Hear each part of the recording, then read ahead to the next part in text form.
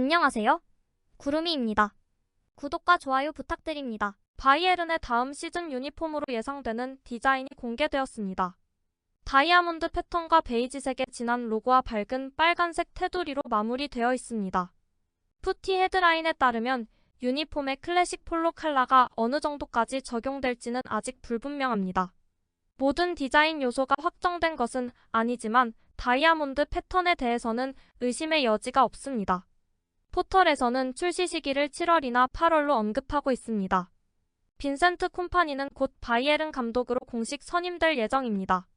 FC 바이에른의 새 감독으로 빈센트 콤파니의 영입이 임박하자 영국은 경악을 금치 못하고 있습니다.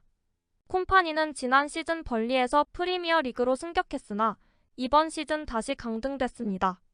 영국 언론은 이런 변화에 큰 놀라움을 표하며 콤파니는 벌리가 승점 24점으로 강등됐음에도 바이에른의 새 감독이 됐다. 바이에른은 콤파니와 놀라운 계약에 가까워졌다. 콤파니는 결코 독일팀의 플랜어가 아니라 플랜 J라며 경악하고 있습니다. 콤파니는 2027년까지 3년 계약을 맺게 됩니다. 또한 보조 코치도 이미 결정되어 전과 비교하면 많이 젊어졌습니다. 르네 마리치, 플로리베르 은갈룰라, 브람 기어스가 함께할 것입니다. 펩 과르디올라는 함께했던 빈센트 콤파니가 FC 바이에른의 감독으로 선임하게 되면 기쁘겠다며 축하했습니다. 그렇게 된다면 저는 행복할 것입니다. 저는 콤파니의 성격과 축구에 대한 지식 때문에 그의 업적을 높이 평가하고 있습니다. 바이에른이 최선의 결정을 내린다면 기쁠 것 같아요. 여러 가지 이유로 이 클럽을 사랑하기 때문이죠. 바이에른의 전 선수 필립 람도 콤파니가 적합하다고 하네요. 그는 최고 수준에서 뛰었고 주장으로서 책임을 다했으며 펩 과르디올라 감독으로부터 확실히 배울 수 있었던 선수라는 점에서 감독으로서 적합한 프로필을 갖추고 있습니다. 그렇기 때문에 프로필이 맞습니다.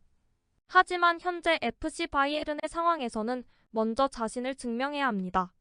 콤파니는 4-2-3-1 시스템에서 공격적이고 점유, 지향적인 플레이 스타일을 대표합니다.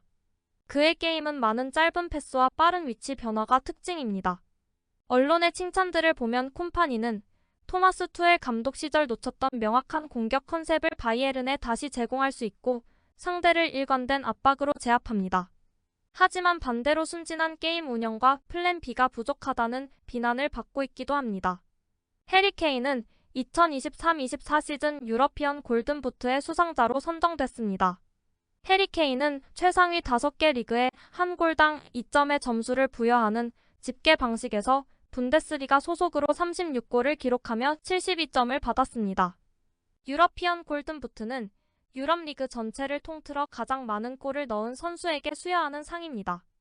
해리 케인은 68.5%의 득표율로 바이에른 시즌의 선수로 선정되기도 했습니다. 바이에른은 올 여름 최소 4명의 선수를 영입하려 합니다. 슈퍼모팅을 대신할 스트라이커, 최소 1명의 윙어, 홀딩 미드필더, 알폰소 데이비스가 떠날 경우 레프트백 1명입니다. 데이비스를 대신할 테오 에르난데스는 연봉 700만 유로를 원하고 있고 클럽은 이에 난색을 표하는 순조로운 상황입니다. 그리고 센터백의 조나단 타가 타깃이지만 현재 센터백 중 1명이 팀을 떠날 경우에만 가능합니다. 조슈아 키미히가 바이에른에서의 현재 연봉과 맞출 준비가 되지 않았다는 이유로 FC 바르셀로나의 계약 제안을 거절했습니다. 미드필더의 다니 올모는 다음 시즌 바이에른의 새로운 타깃입니다. 바이에른은 RB 라이프치히에서 좋은 활약을 펼친 그를 영입 후보 목록에 올려놓고 있습니다. 다니 올모는 6천만 유로의 바이아웃 조항이 있습니다.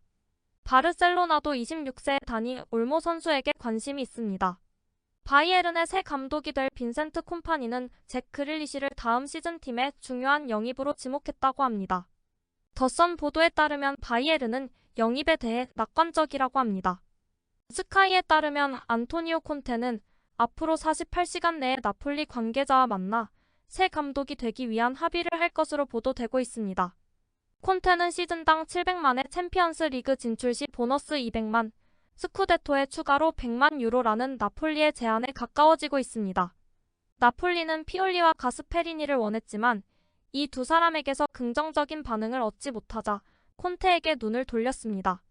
나폴리의 제안은 지난 5월 11일 토리노 회의에서 만들어졌고 받아들여졌습니다. 나폴리는 2009년 이후 처음으로 리그 8위 바깥으로 밀려났습니다. 14년 동안 일어나지 않았던 유럽 대회 출전 불가라는 사태가 일어났습니다. 이에 모든 걸 재정비해야 하고 콘테는 장기적인 프로젝트를 구상하고 있습니다.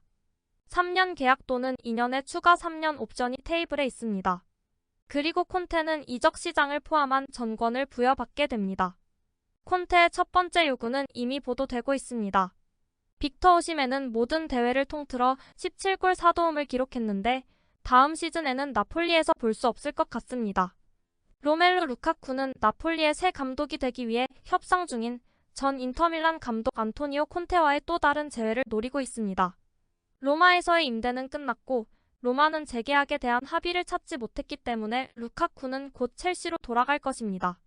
하지만 코리에레 델라 세라는 콘테가 이미 나폴리와의 첫 번째 논의에서 루카쿠를 데려오고 싶다는 점을 분명히 했다고 보도했습니다. 오시멘의 가격표는 약 1억 3천만 유로이며 첼시와 사우디의 제안을 기다리고 있습니다. 콘테의 나폴리는 완전히 새로운 나폴리로 바뀌게 될 것입니다. 오시멘이 없고 바르셀로나에게서 크바라를 지켜야 하며 지엘린스키는 인터로 향합니다. 최근에는 주장 디 로렌조 또한 이탈을 하려 합니다. 이탈리아에서는 김민재의 이름을 잊지 못하며 기다리는 분들이 많습니다. 지난 시즌 나폴리는 기적적인 활약을 펼쳤습니다. 이번 시즌에는 김민재 없이 부진을 면치 못했습니다. 콘테를 데려오는 것은 클럽에 도움이 될 수 있지만 그의 강한 성격은 로렌티스와 충돌할 수 있습니다. 흥미로운 파트너십이 될 것입니다. 나폴리와 김민재의 이별은 모두에게 불행했습니다.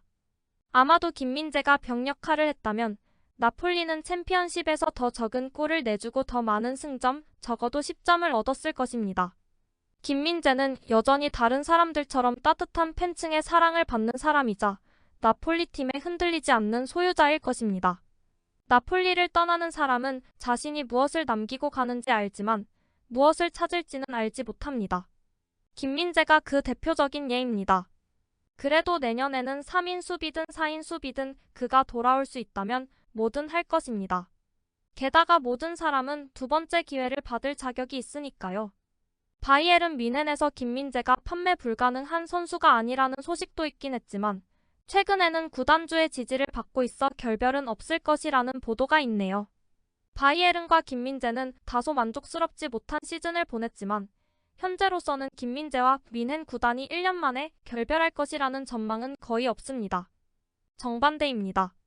스포츠원에 따르면 한국의 괴물은 여전히 바이에른 구단주의 지지를 받고 있습니다. 김민재는 바이에른이 전반적으로 다소 부진한 시즌을 보낸 데에도 책임이 있습니다. 이제 새로운 감독 아래에서 자신을 새롭게 증명할 수 있을 것입니다. 구독과 좋아요는 제작하는 데 큰 힘이 됩니다. 감사합니다. 다음에 또 보아요.